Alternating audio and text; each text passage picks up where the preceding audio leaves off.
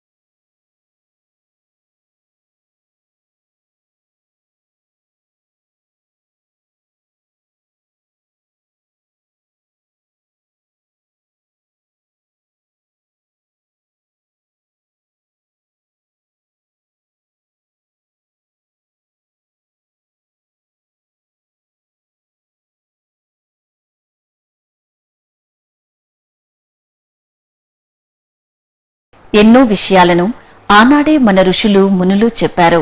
వాటిలో కొన్ని విషయాలను ఋషివాక్యం ద్వారా తెలుసుకుందాం.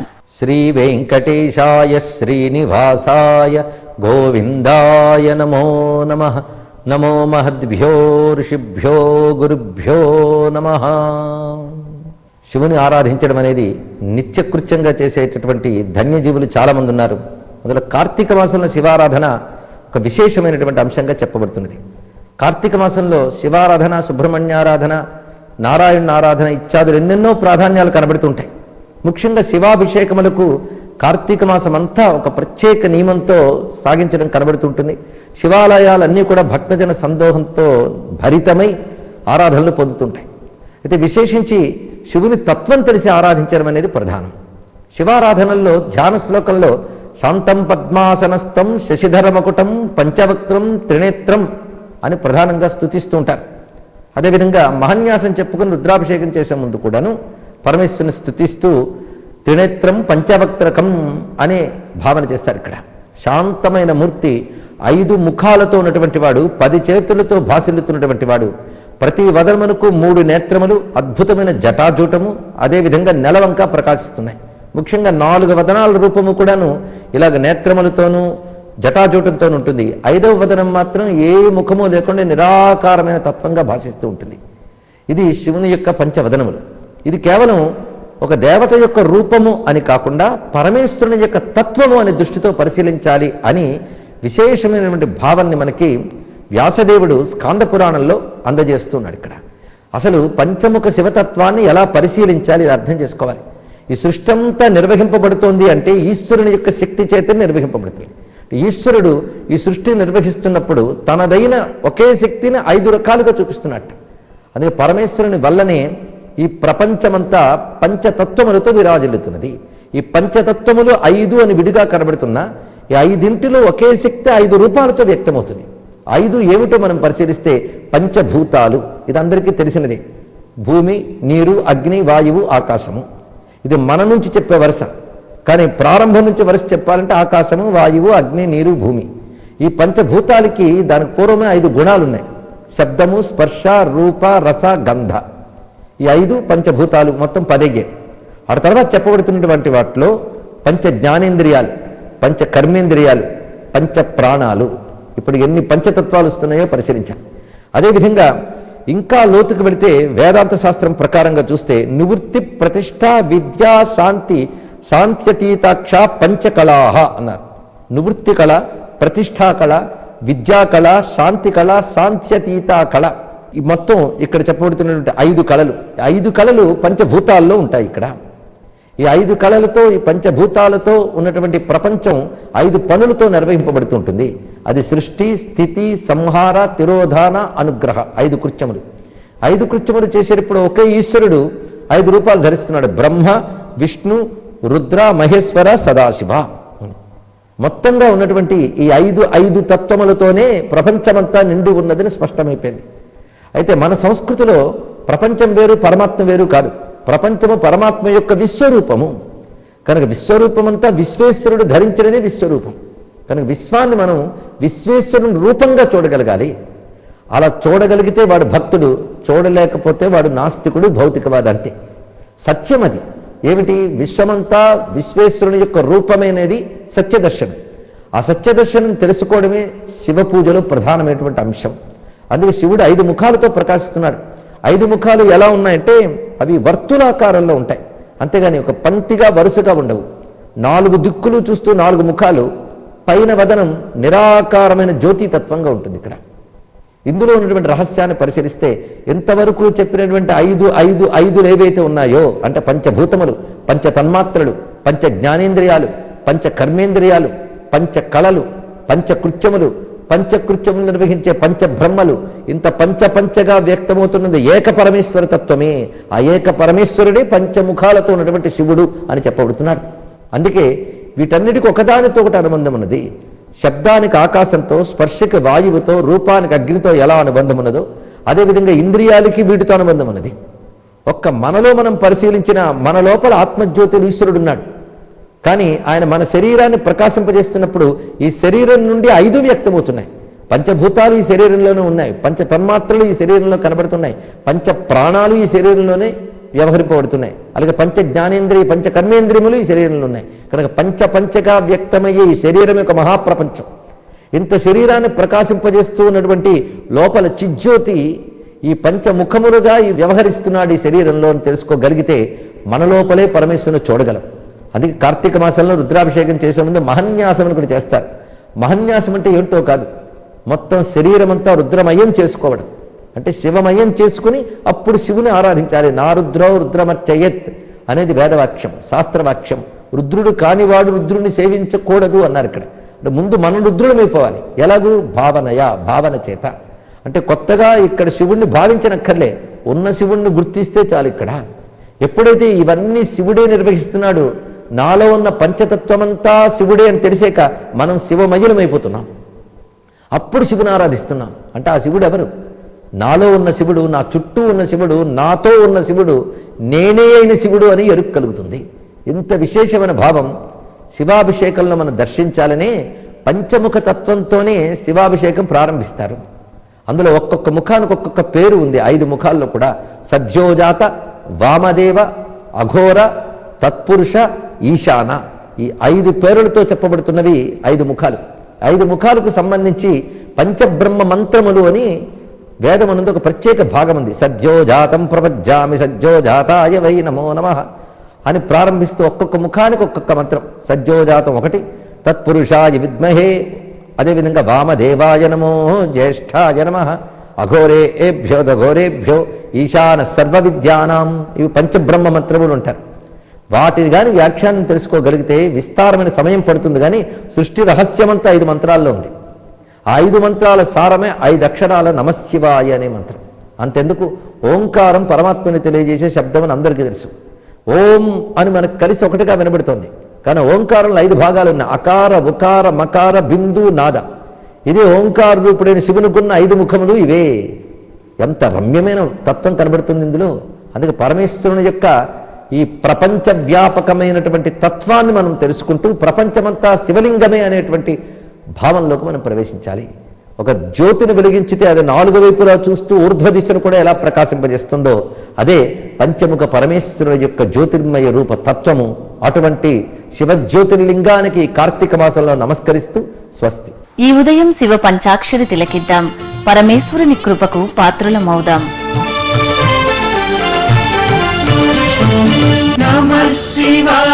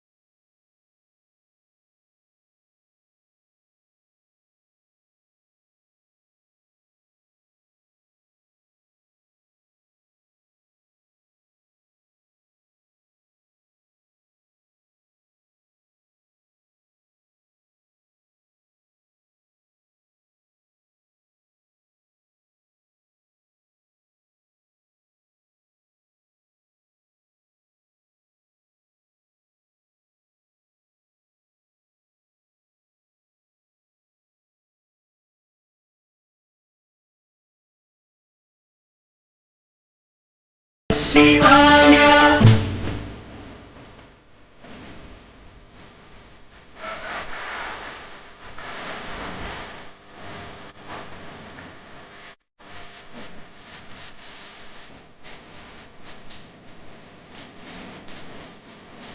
దివ్యదేహాయ దిగంబరాయ తస్మై అకారాయ నమః శివాయ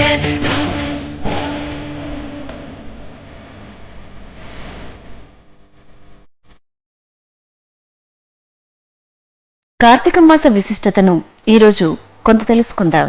సంప్రాప్తే కార్తికే మాసి తులస్యాః పూజనం హరేః ఏ కుర్వంతి నరా భక్త్యా తే యాంతి పరమం పదం. కార్తీక మాసంలో ఆచరించదగినటువంటి విధుల్లో ఒకటి తులసి పూజనం అనేటువంటి దాని గురించి మనకి స్కంద మహాపురాణంలో ఎన్నో విశేషాలని ఉపదేశించారు వ్యాస మహర్షి. సంప్రాప్తే కార్తికే మాసి, కార్తీక మాసం ఎప్పుడైతే సమీపించిందో ఆ కార్తీక మాస ప్రారంభం నుంచి కూడా తులస్యాహ పూజనం హరేహే, హరి పూజనం తులసి పూజనం కూడా.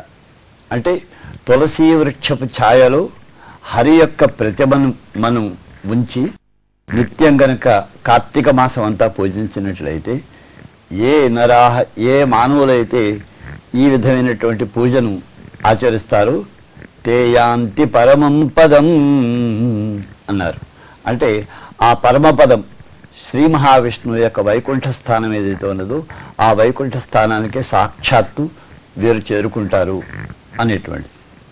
అంతేకాకుండా ఈ తులసి వృక్షానికి సంబంధించి అనేక విధములైనటువంటి విశేషాలను కూడా చెప్పారు. తులసిని కేవలం ఒక వృక్షంగా మాత్రమే కాకుండా తులసి వనం కనుక మనం నిర్మించి గృహాంగణంలో పోషించినట్లయితే తులసి వనం ఉన్న ఇంటికి యమకింకరులు ఎప్పుడూ కూడా ప్రవేశించడానికి ప్రయత్నం చేయరట. అలాగే ఎవని ముఖంలో తులసి దళాలు ఉంటాయో, ఎవని యొక్క కర్ణములందు చెవుల యందు తులసి దళ ధారణం జరుగుతుందో, ఎవని యొక్క గళం తులసి మాలికతో చక్కగా శోభిల్లుతూ ఉంటుందో అటువంటి వారి గృహాలు లక్ష్మీ సదనాలు అవుతాయి, ఐశ్వర్యం వారిని విడిచిపెట్టదు అని చెప్పారు. సంవత్సరం అంతా తులసి పూజనం చేయొచ్చు. అందులో విశేషించి కార్తీక మాసంలో కనుక మనం ఈ తులసి పూజనం చేసినట్లయితే అది శతసహస్ర గుణితమైనటువంటి ఫలాన్ని ఇస్తుంది అని మనకు ఈ స్కంద పురాణాదులన్నీ కూడా ఉపదేశిస్తున్నాయి. వీటిని మనం దృష్టిలో పెట్టుకుని మనం ఈ కార్తీక మాసం అంతా తులసి సమారాధన అనేటువంటిది చేయడం సర్వశ్రేయస్కరమైనటువంటి విషయం. కార్తీక మాసంలో ఒక్కో తిథిలో ఒక్కో విశిష్టత దాగి ఉంది. మరి ఈ రోజు తిథిలో దాగి ఉన్న విశిష్టతను తెలుసుకుందాం. ఈరోజు నవంబర్ 5వ తేదీ చాంద్రమాన హేమలంబినామ సంవత్సర దక్షిణాయన శరదృతువులో కార్తీక మాసంలో శుక్లపక్షం గడిచి కృష్ణపక్షంలో మనం ప్రవేశిస్తూ ఉన్నాము. ఈ రోజున బహుళ ప్రతిపత్తి తిథి అంటే పాడ్యమి తిథి, కృత్తికా నక్షత్రం, ఆదివారం. ఇక్కడ మనకు కొన్ని విశేషాలు ఉన్నాయి. మాసం కార్తీక మాసం పూర్ణిమ ఘడియలలో కృత్తిక నక్షత్రం ఎప్పుడైతే ఏ రాత్రి ఉంటుందో ఆ మాసానికి కార్తీక మాసం అని పేరు. గడిచిన రాత్రి పూర్ణిమ ఘడియల సమయంలో మనకు ఈ కృత్తికా నక్షత్రం యొక్క ప్రవేశం జరిగింది. ఈ రోజున ప్రాతకాలం కూడా కృత్తిక నక్షత్రం ఉన్నది కనుక కృత్తికా నక్షత్రంతో కూడినటువంటి పూర్ణిమ తిథి సంభవించడం చేత ఈ మాసానికి కార్తీక మాసం అనేటువంటి వ్యవహారం వచ్చింది. అందుచేత ఈ కృత్తిక అనేటువంటిది చాలా సర్వశ్రేష్టమైనటువంటి సర్వజన ఆరాధ్యమైనటువంటి నక్షత్రం అన్నమాట. విశిష్య ఈ మాసంలో ఇక్కడ కృత్తికా నక్షత్రం అనేటువంటిది కార్తికేయుడు అంటే సుబ్రహ్మణ్య స్వామి కనుక సుబ్రహ్మణ్య ఆరాధన అనేటువంటిది మనకు సర్వవిధ శ్రేయస్సులను చేకూర్చేటువంటి విషయం ఈ మాసంలో, అందున ఈ రోజున. అలాగే ఆదివారం కనుక ఆదిత్య సంబంధమైనటువంటి స్తోత్రాలు అన్నమాట. సూర్యుని గురించి స్తోత్రాలను మనం ఈ రోజున కనుక పఠించుకున్నట్లయితే ఆరోగ్య వృద్ధి, అభీష్ట సిద్ధి ఈ రెండు కలుగుతాయి. దానికోసమని ఆదిత్యోపాసనం అనేది ఈ రోజున మనం చేసుకోవచ్చు అన్నమాట. ఇవి ఈనాటి తిథి వార నక్షత్రాలకు సంబంధించినటువంటి కొన్ని విశేషాలు. నందకధర నంద గోపనందనా కందర్ప జనక కరుణాత్మన్ నందకధర నంద గోపనందనా కందర్ప జనక కరుణాత్మన్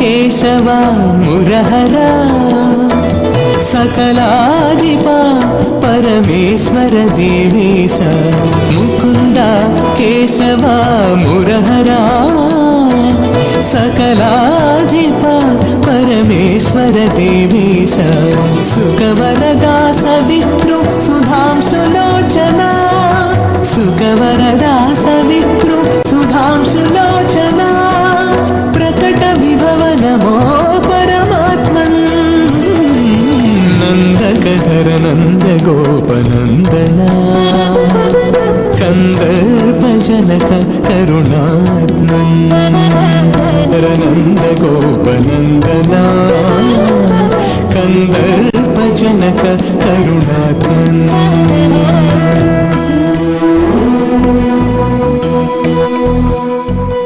ఈనాటి శుభోదయం కార్యక్రమం మిమ్మల్ని అలరించిందని ఆశిస్తూ రేపటి శుభోదయం కార్యక్రమంలో కలుసుకుందాం.